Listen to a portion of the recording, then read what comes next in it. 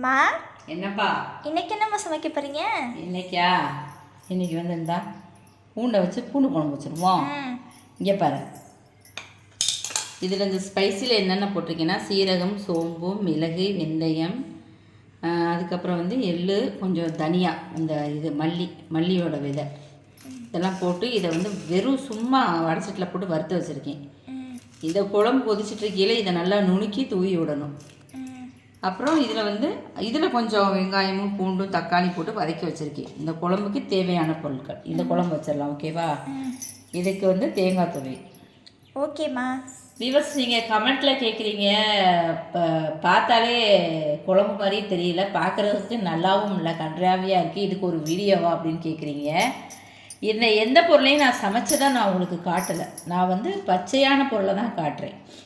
சமைச்சு காட்டிட்டா உங்களுக்கு வந்து அது ஒரு டெம்பாகும். பார்க்கும்போதே நாம் இப்போ சமைச்சு எப்போ சாப்பிடுவோம், இது பார்க்குறதுக்கே நல்லா இருக்கணும், ஒரு நாக்கில் வந்து யாருக்காக இருந்தாலும் ஒரு டெம்பாகும். நான் அப்படி சமைச்சு காட்டுறது எனக்கு பிடிக்கவே பிடிக்காது. வாங்க சாப்பிடலாம் அப்படின்னு சொல்கிறதும் எனக்கு பிடிக்கவே பிடிக்காது.